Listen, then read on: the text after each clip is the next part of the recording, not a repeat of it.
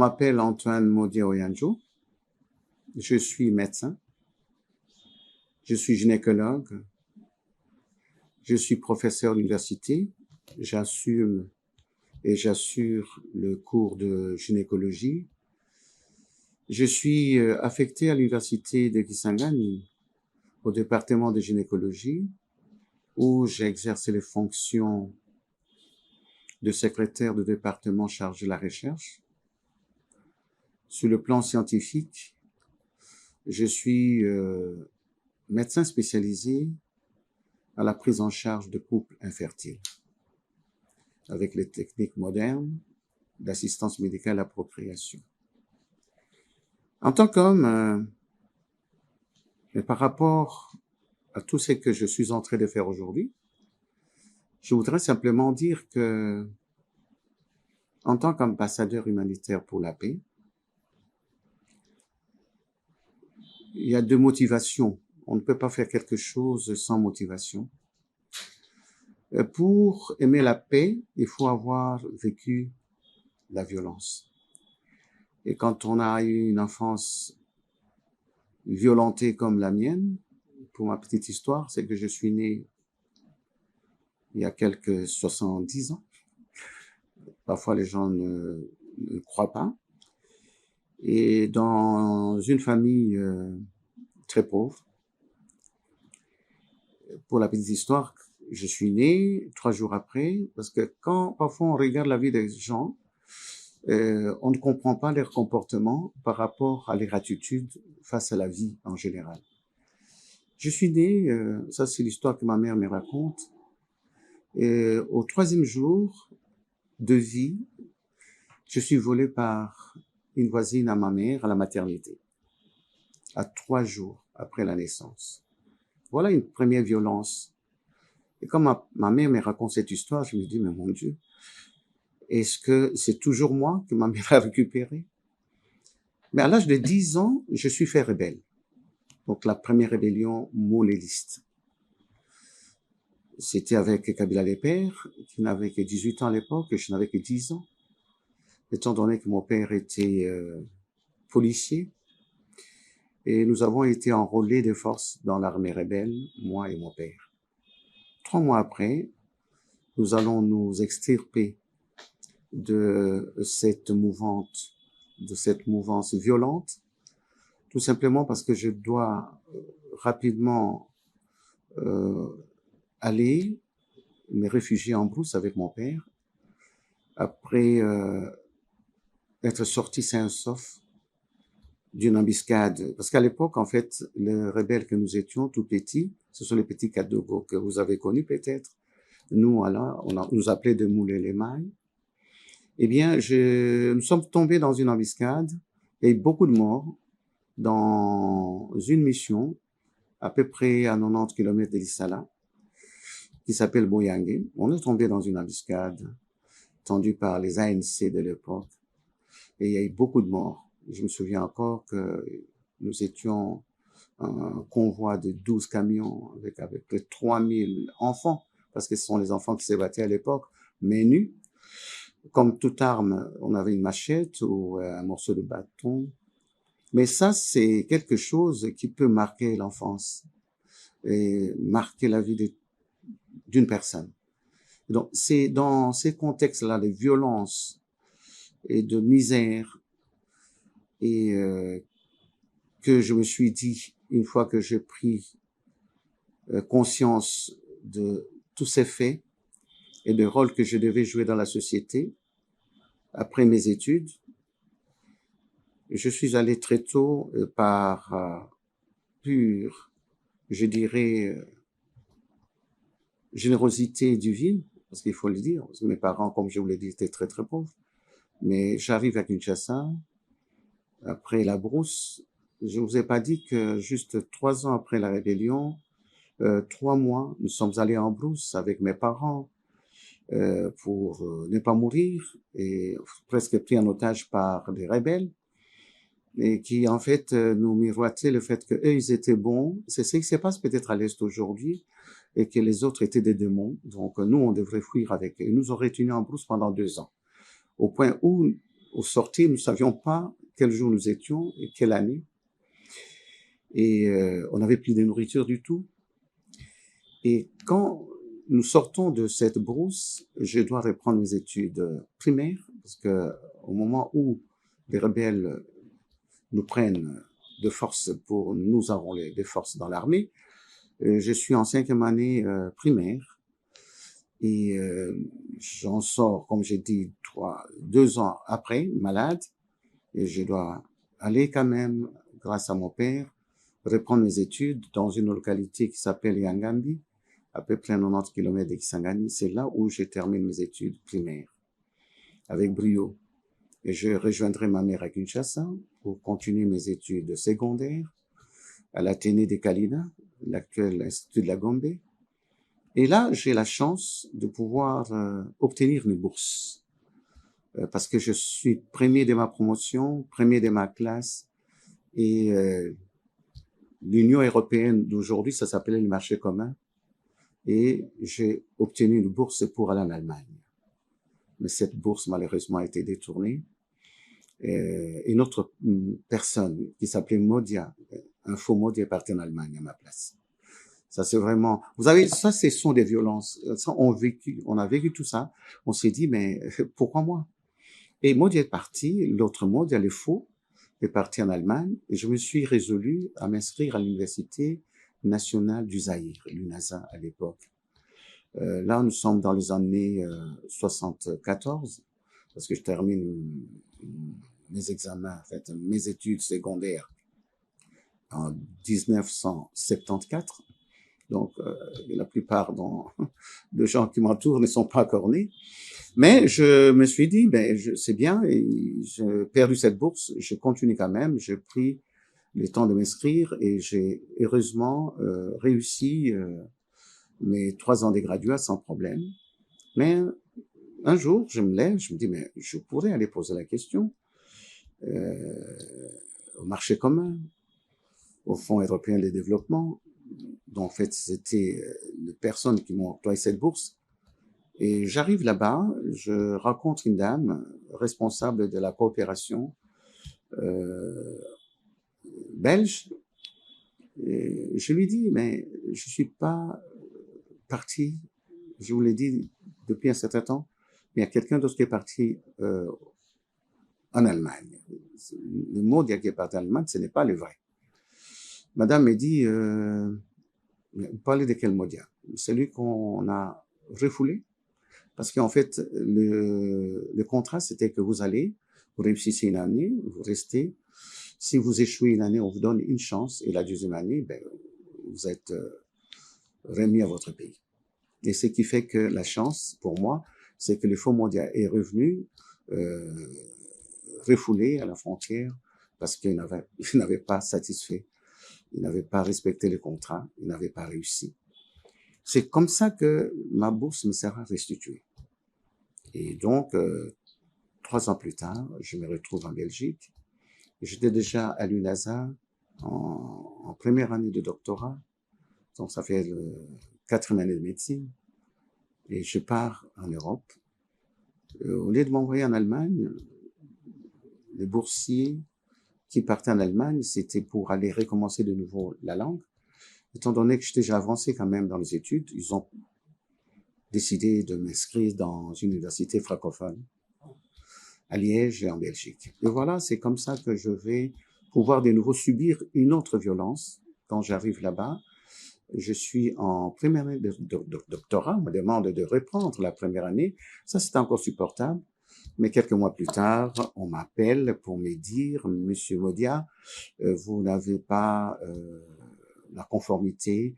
Quand on regarde votre dossier, eh bien, nous ne pouvons pas vous autoriser de continuer la médecine. À ces niveaux-là, il faut recommencer la première année des candidatures, parce que chez eux, les graduats s'appellent candidature. Voilà un choc.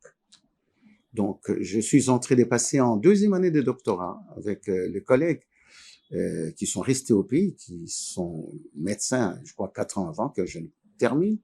Et à ce moment-là, c'est un choc brutal. Je décide alors de pouvoir rentrer au pays. Mais comme j'avais déjà une bourse et j'étais fiancé à mon épouse, j'ai oublié de dire que Je suis marié à une jolie dame qui s'appelle Julienne et j'ai 4 enfants, 2 filles et 2 garçons. Et maintenant, 5 petits-enfants. Donc, c'est une belle histoire. Et donc, je me suis dit, mais je vais rentrer avec une femme qui est déjà là-bas et un enfant. Comment nourrir? J'ai l'occasion d'avoir une bourse maintenant. Je me suis dit, je reste alors en Europe. Je passe mon temps à faire mes économies et puis je rentre l'année prochaine. Au moins, j'aurai un décalage d'une année, mais je vais rattraper les retards. Je reste, mais un jour, je me décide quand même de rentrer parce que j'avais fait 1 mois en première année de doctorat. Je dis, je vais quand même rentrer à l'université. Et je suis allé voir, je suis allé entrer dans une des salles de cours et je trouve que les choses avaient changé déjà. C'est que nous sommes en train de faire aujourd'hui, les projections, tout ça, on le faisait déjà là-bas. Donc, on est dans un grand auditoire, les professeurs est à 300 mètres plus bas et vous avez des écouteurs et vous voyez tout ce qui se passe et vous attendez. C'est là que je me suis rendu compte que le blanc n'avait pas tort, que j'avais beaucoup de lacunes. C'est comme ça que j'ai décidé d'aller faire un recours. Et je fais un recours pour pouvoir leur dire des choses en disant que je crois que quelque part, il y avait un problème de racisme. Parce que moi, je suis en train de passer en 2e année de doctorat. On me demande de reprendre la première année de candidature. J'ai 5 ans entre moi et ma promotion. Je trouve que c'était du racisme. Je n'ai pas écrit ça comme ça dans la lettre. C'était pour leur dire que s'ils pouvaient revoir leur décision. Mais le jour où je me suis retrouvé devant le professeur Closon, je me souviendrai toujours de ces noms-là, qui étaient en fait les directeurs et les présidents de la commission d'homologation de mon dossier. Et je lui ai dit que c'était injuste et que ce n'était pas normal qu'on puisse me demander de reprendre toute la médecine alors que j'étais en train de terminer chez moi. Et il me dit, mais c'est vrai. Moi, j'ai dit, je crois, monsieur le professeur Closon, je crois qu'il a un problème. C'est parce que peut-être je suis noir. Vous m'avez même pas donné la chance d'être testé. Et vous me demandez de reprendre la médecine des zéros, là, je crois qu'il y a un problème. Alors, monsieur Closon me regarde, me dit, monsieur Moudia, vous êtes très courageux. Quand je lui ai parlé du racisme, il a rougi. Il a dit, ben, je vais essayer de plaider votre cas, mais je vais vous expliquer pourquoi on vous a demandé de reprendre la première année de candidature. Regarde. En fait, ils avaient tout mon dossier avec les codes de cours et les nombres de cours que j'avais en première année. Il dit, regarde, nous prenons que la première année, vous êtes en première année de médecine chez vous, et nous voyons là-bas, vous avez 12 cours, et nous ici, en première année de candidature, nous n'avons que 4 cours, les mathématiques, la chimie, la biologie, et je crois un autre cours, des 4 cours physiques. Donc, ils avaient 4 cours, et avec ça, dit-il, nous n'avons pas assez de temps pour terminer les programmes. Dites-moi comment vous faites avec le civisme, je ne sais pas quoi d'autre. Là, j'ai compris. Il dit, ben, pour ça, on va essayer de réfléchir. Et une semaine après, ils m'ont convoqué pour dire qu'ils ont accepté que je reprenne la 3e année de candidature. Parce qu'en fait, pour faire la médecine chez eux, je devais être candidat. Et j'avais les graduats ici qui ne reconnaissaient pas. Donc, j'ai repris la 3e année de médecine et je me suis battu pour pouvoir terminer. Voilà. Donc, tous ces chocs, faut qu'à un moment donné, on s'est dit, mais tiens, le monde est violent. Et moi, j'ai décidé, au retour d'ici, je termine mes études brillamment là-bas, je reviens à Kinshasa, où je fais mon stage, un grand stage de spécialisation dans le plus grand hôpital de Kinshasa, qui s'appelle l'hôpital Mamayemo de l'époque, où en fait, c'est ce que je dis à mes étudiants aujourd'hui, j'ai dit, mais vous n'avez aucune chance. Vous venez faire la garde dans les hôpitaux où vous allez, parfois vous avez un accouchement par jour, mais nous à l'époque avec les Américains, c'était 150 accouchements par nuit. Donc les médecins étaient fatigués, les sages-femmes fatiguées. Donc en tant qu'étudiant, vous apprenez tout ça en une nuit. Donc je pouvais faire plus de 5 ou 6 accouchements de types différents sur 30 femmes en une nuit. Au bout de 3 ans, vous êtes outillé. Et alors que je ne suis pas encore entrer déterminer ma spécialisation, même à l'époque, avant de partir en Europe, en troisième année de graduat, nous pouvions faire des césariennes. Donc c'est pour dire que ça aussi, c'est quelque chose qui nous a façonnés et qui nous a outillés pour faire ce que nous sommes en train de faire aujourd'hui. Mais je termine quand même ces stages, je rentre en Europe, je suis proclamé spécialiste, je fais une année de supplémentaire pour faire un certificat interdisciplinaire d'échographie en gynéco et je suis revenu au pays et je rentre à Mamayem où je suis recruté comme nouvelle unité, mais je fais Mamayem à l'américaine parce qu'avant de partir en Europe en tant qu'étudiant en médecine, je fais des stages. Et après avoir terminé ma médecine générale, eh bien, je suis venu comme médecin généraliste. Et je reviens pour faire mon stage de spécialisation pendant 3 ans, et je reviens comme spécialiste. Et quelque temps après, je suis nommé chef de service. Et 1 an après, je suis chef de département. 3 ans plus tard, je deviens le PDG, parce que l'hôpital Mamayem, c'était une, comment je dirais, une entreprise, comme toutes les entreprises du pays, parce qu'en fait, c'est véritablement une entreprise. Les Américains ont fait en sorte que l'hôpital ne manque de rien. Ils ont eux-mêmes leur usine de fabrication de meubles, ils ont leur grande boulangerie, ils ont de la buanderie, ils ont tout. En fait, une grande pharmacie fabriquait les médicaments localement. C'est pour ça que c'était une entreprise. Et là, je suis nommé PDG. Une fois, par Mobutu. Une année plus tard, je démissionne pour des raisons d'incompatibilité de comportement. Je me sentais pas dans ma peau. Quand on travaille avec les gens qui vous posent des questions à la longueur des journées, qu'est-ce que vous allez nous ramener aujourd'hui? C'est un ministre qui vous appelle, le premier ministre dit, j'apprends que vous avez fait un projet, que ce projet est financé à la hauteur de 8 millions de francs français. Moi, je vais vous demander, en tant que jeune, de ne pas gérer cet argent. Alors, des choses comme ça, je me suis dit, je crois que c'est pas ma place, j'ai démissionné. Et quand Kabila Lepère arrive avec l'AFDEL, je suis de nouveau pris parmi les premiers médecins qui ont été recrutés par l'AFDEL ici, je dirais le premier, eh bien, je suis parmi ceux-là. Donc, on fait de moi médecin directeur de la clinique présidentielle actuelle. Et quelques temps après, Kabila Lepère me nomme de nouveau à l'hôpital général, où je deviens ADG de nouveau. Donc, c'est comme ça que je termine ma carrière à l'hôpital. Mais la misère, je l'ai vécue là-bas. C'est là où j'ai vu la misère, j'ai vu le manque de paix. Parce que ce n'est pas seulement l'absence de guerre, cette violence-là. Et quand j'arrive le matin à l'hôpital, et je rentre dans la salle de travail, c'est-à-dire là où il y a une quinzaine, une vingtaine de femmes qui attendent d'accoucher. Où je vois comment les sages-femmes les maltraitent. Parce qu'en fait, quand tu as cette contraste que tu as vécu de l'autre côté, où on doit venir avec autant de douceur, autant de caresses pour vous amener à pouvoir donner la vie, mais ici, ce sont de fessées et de méchanceté, de paroles méchantes. Pousse, je ne suis pas le responsable de cette grossesse, des choses comme ça, ça vous traumatise. Et donc, c'est à partir de ces moments. Disons que c'est mon passage à Mamayemo qui m'a interpellé de nouveau. J'ai dit, je dois pouvoir me battre contre la misère. Et alors, contre la misère sous toutes ses formes. Parce que la première misère, je crois que quand on voit d'où nous venons, on s'est dit, la misère commence avec la naissance. Vous venez au monde, si on ne vous prend pas en charge, si on ne vous soigne pas, eh bien, c'est une misère, vous mourrez le premier jour, de quelques heures de votre naissance.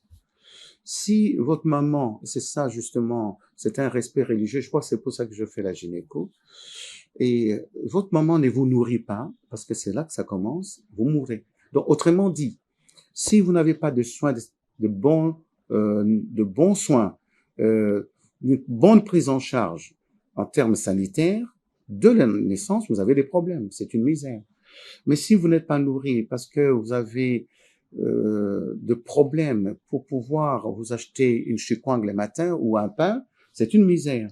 C'est pour ça que j'ai dit, si cet enfant n'est pas nourri, il meurt. Et plus tard, si vous n'avez pas la possibilité de mettre votre enfant à l'école, l'ignorance, c'est une misère. Et voilà la recherche, la connaissance. Si vous n'êtes pas éduqué, eh bien, vous êtes ignorant, c'est une misère. C'est pour ça que je prendrai alors la décision de pouvoir créer une fondation qui s'appelle la Fondation des Anges et pour lutter contre la misère. Dans cette fondation, nous avons 4 départements. Un département médical, un département des affaires sociales et humanitaires. Médical, c'est pour lutter contre la misère, contre la maladie. Le département social, c'est pour adoucir quelque peu la souffrance de ceux qui n'ont rien. Le département social est associé, comme si je le savais aussi, à la lutte contre les changements climatiques. C'est un département des affaires sociales et environnementales. Nous avons un département de la recherche scientifique. Et c'est ce département qui a fait de moi aujourd'hui professeur d'université. Nous avions, pour terminer, donc, et ça c'est quelque chose qui existe, un département agropastoral pour lutter contre la famine. Donc, vous avez vu que c'est quelque chose que nous faisons par, comment dirais-je, par réaction à toute la misère que nous avons vécue. Et quand, il y a quelques années, je ne sais plus exactement quand, mais je crois que l'ambassadeur Mike le sait, et je rencontre l'ambassadeur Mike, et qui me parle de la Fédération mondiale pour la paix, et je suis venu rencontrer une communauté qui me ressemble un peu. Parce que pendant tous ces temps-là, je ne vais pas parler de choses comme le fait que je donne du sang parce qu'une femme va mourir. En fait, je tombe sur une devise qui me charme tout de suite parce que ça correspond à ce que je pense. C'est qu'on, les ambassadeurs, les gens qui luttent contre la violence disent, c'est que nous, notre devise, c'est de vivre pour les autres. Et je me suis dit, c'est ça. Et j'ai développé donc ces créneaux. Et c'est pour ça que nous faisons beaucoup de choses pour les autres. Le fait de venir créer une clinique et de donner la possibilité à d'autres personnes de travailler, ça c'est vu pour les autres. Le fait d'aller, comme vous l'avez dit à un moment donné, vous savez que les Kuluna, le jeune Kuluna, le jeune, parce que dans les Kuluna, il faut faire la part de choses. Il y a de tueurs, ce sont de gens qui tuent, mais aussi leurs acolytes, de jeunes gens qui vont ramasser dans les quartiers pour faire d'eux de tueurs également. Alors, il y a eu une grande intervention ici, une grande opération pour pouvoir arrêter les Kuluna, les détruire. Et c'est là que je me suis levé, je me dis, ça ne peut pas continuer comme ça. Je dois pouvoir protéger ces enfants. C'est pour ça que nous avons mené une opération. L'autre, c'était l'opération Kuluna, c'était la grande intervention qu'ils ont amenée. Et c'était l'opération Likofi. Et nous avons choisi le terme Kuluna Machet Nasi. Nous avons récupéré pas mal, une centaine d'enfants. Et les quartiers les plus chauds dans ces domaines-là, dans le banditisme urbain, c'est comment ça s'appelle? C'est à limiter Montbéliard. C'est ces quartiers-là. C'est là où nous avons installé notre état-major. Nous avons récupéré ces enfants. C'était pour leur conversion. Et pour cela, il était question de pouvoir les prendre en charge parce que les choses les plus élémentaires qui existaient, c'est qu'ils ne mangeaient pas. On a créé à l'époque un restaurant qu'on appelle les Zibalia Bomoï et nous nourrissions ces enfants et on s'est rendu compte que la plupart des gens qui étaient dans ces quartiers pouvaient venir parce qu'on a fait en sorte que ces enfants soient eux-mêmes acteurs. On a mis à leur disposition tout ce qu'il faut pour faire à manger et ne pas le nourrir sans, comment dirais-je, les impliquer dedans. Par contre, dans le quartier, ceux qui avaient faim devaient venir manger, moyennant un paiement dérisoire, mais ils devaient manger. Donc, nous en avons sauvé quelques-uns de ces enfants. Il y en a un qui, parce qu'en fait, c'est, quand on parle de Kuluna, ce sont des gens qui sont parfois bien formés. On a pris un ex-infirmier de 25 ans qui était Kuluna, on en a fait notre infirmier. Mais malheureusement, lors des autres violences qui sont venues par la suite avec les étudiants de l'UNIKIN, eh bien, ces garçons qui étaient de garde à la maison, donc à l'hôpital, quand ils rentrent à la maison, ils trouvent ces groupes d'étudiants qui descendent de l'université. Il s'est mis là-dedans, il est allé parce qu'ils ont commencé à piller également. Et il a ramassé une balle et il est mort. Donc c'est pour dire que on essaie de faire des choses pour revenir sur ce qui se passe à travers le monde maintenant. Quand on aime la paix et qu'on voit ce qui se passe, le monde est en feu et en sang aujourd'hui et partout. Et par manque, je crois, d'amour. C'est par égoïsme. Et notre rôle, justement, c'est de faire en sorte que... Parce qu'en fait, dans une organisation comme la nôtre, nous avons nos 3 maîtres mots. Pour vivre, je crois qu'il faut avoir des principes. Les 3 maîtres mots qui nous caractérisent et qui nous orientent dans tout ce que nous faisons, c'est la crainte l'Éternel. C'est la compétence dans ce qu'on sait faire. Quand on est journaliste, on doit être compétent. On est médecin, on doit être compétent dans son domaine. On est caméraman, on doit être très, très compétent. Et l'honnêteté.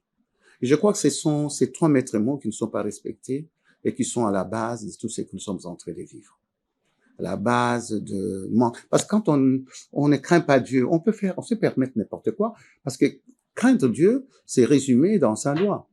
Aimer Dieu de toutes ses forces, de son cœur, de toute sa puissance et aimer les autres comme on s'aime soi-même. Mais cette histoire-là de s'aimer, d'aimer les autres comme on s'aime soi-même, mais si vous ne vous aimez pas, vous n'aimez pas les autres, vous pouvez les détruire comme vous pouvez le faire. C'est ce qui est en train de se passer, par exemple, dans notre pays, à l'Est. Nous sommes un même peuple. Aujourd'hui, je crois qu'il faut quand même reconnaître une chose. En Afrique, on est tous de même origine. Même si quelque part, il y a des variétés. Dieu a créé le monde avec autant de variétés, mais ce n'est pas ce qui fait que nous sommes différents sur le plan humain. Mais l'égoïsme, le fait qu'on puisse ne pas aimer l'autre, considérer comme quelqu'un qui doit céder sa place pour soi, et c'est ce qui fait qu'on a beaucoup de problèmes. Mais les rôles des ambassadeurs ou de tous ceux qui se battent pour la paix, c'est de ne pas désespérer. Parce que ceux qui se battent pour pouvoir faire en sorte que, je ne prends que l'exemple de la péninsule coréenne, où une même famille se divise et les 2 Corées deviennent des adversaires. Alors quand on voit l'histoire à l'origine, c'est le même peuple. C'est une question d'égoïsme, une question de convoitise pour les autres. Et le rôle que doivent jouer ceux qui se battent pour la paix, c'est de pouvoir justement, je crois, dans ce qui me concerne, faire en sorte qu'on revienne à ces 3 principes dont j'ai parlé tout à l'heure. Il faut qu'on puisse mettre Dieu dans le centre de tout ce que nous faisons. Il faut qu'on puisse partager le peu que nous avons avec les autres. Et ça, c'est dans la crainte éternelle. Mais quand on sait que on veut prendre tout pour soi, et c'est ce qui donne des frustrations, qui entraînent des guerres et partout. Et quand on veut devenir plus puissant que toute la terre, on considère que l'autre est inférieur. C'est ça le problème. Quand on est créé par Dieu, on est créé comme étant égaux devant. Chacun de nous est enfant de Dieu. Chacun de nous a une valeur devant Dieu. Mais lorsque le mal, parce que le mal existe, prend le devant pour que nous puissions considérer l'autre comme étant quelqu'un d'autre, un ennemi, et que nous pouvons prendre tout ce qui lui appartient parce que nous sommes seuls capables de le faire, parce que nous sommes plus forts que la personne, plus intelligents. Le jour où nous allons commencer à remettre le principe euh, du vin, d'amour, je crois qu'on aura moins de violence sur Terre. C'est ce que je voulais dire. En ce qui me concerne, je voudrais simplement dire en tant que médecin, je me suis rendu compte également que il y a beaucoup de femmes qui souffrent sans les savoir, et qui sont, si vous voulez, rongées à petit feu de l'intérieur. Pourquoi? Parce que, ce sont des femmes qui n'ont aucun accès aux médecins. Parce que ce sont des gens qui sont très pauvres. La médecine coûte cher.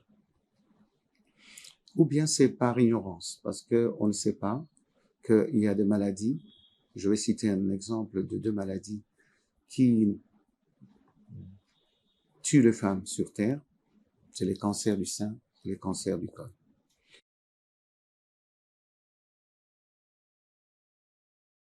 Mais ce que je voudrais dire pour conclure, c'est que notre Terre est en feu et en sang sous tous les plans. Il y a ces dérèglements climatiques qui est une grande violence également. Nous devons faire attention parce que Dieu a créé la terre de manière complètement organisée. Quand on parle de ces dérèglements climatiques, l'écosystème qui s'abîme, les gaz à effet de serre, c'est que c'est l'homme qui est responsable de tout cela, parce que Dieu a créé les choses de manière complètement harmonisée. Vous savez, nous, pour vivre aussi, nous avons besoin de l'oxygène, ça va? Mais cet oxygène se transforme dans notre corps en ce qu'on appelle le CO2. Et les végétaux qui sont à côté de nous se nourrissent justement de ces CO2. C'est pour ça qu'on dit qu'il faut préserver les arbres. Parce qu'ils se nourrissent du CO2 pour donner l'oxygène dans l'atmosphère. C'est-à-dire, si vous avez quelques arbres dans votre parcelle, vous avez une concentration d'oxygène supérieure à ce que les autres n'ont pas. L'autre fois, tu es arrivé chez moi, c'est beaucoup d'arbres. Et c'est vrai, mais c'est l'homme qui est en train de détruire tout cela. Donc, nous devons faire en sorte que l'homme puisse se ressaisir. L'homme puisse se tourner vers Dieu. En se tournant vers Dieu, l'homme va comprendre qu'il n'est pas seul sur terre et que Dieu l'a créé pour vivre avec les autres. Vivre avec les autres, pas seulement les humains. Tout ce que Dieu a créé est bon.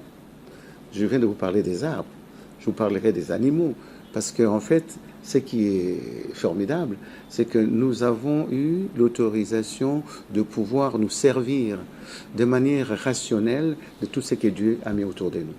Mais parfois, l'homme, par son égoïsme, s'accapare de tout pour laisser les autres dans la misère, et par frustration, les autres réagissent.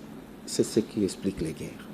Donc je crois qu'à un moment donné, il faut que chacun de nous se souvienne que nous sommes, comment dirais-je, nous sommes venus ou nous sommes créés par une même personne, je dirais Dieu grand dans la mesure où il fait des choses à son image.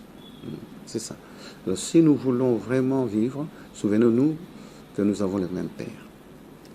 Oui, comme les couples extraordinaires que nous connaissons et qui ont vécu rien que pour les autres et qui ont fait tout pour que le monde retrouve la paix.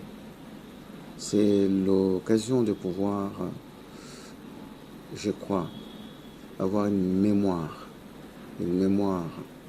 généreuse pour cette personne qui a la tête, qui est, si vous voulez, à l'origine de ce que nous sommes en train de pouvoir partager aujourd'hui, cet idéal de la paix. Et je voudrais peut-être aussi dire une chose, parce qu'en fait, vous pouvez parler de la paix aujourd'hui, et le chêne de la paix qui nous entoure ces jours, eh bien, ont été bien faites.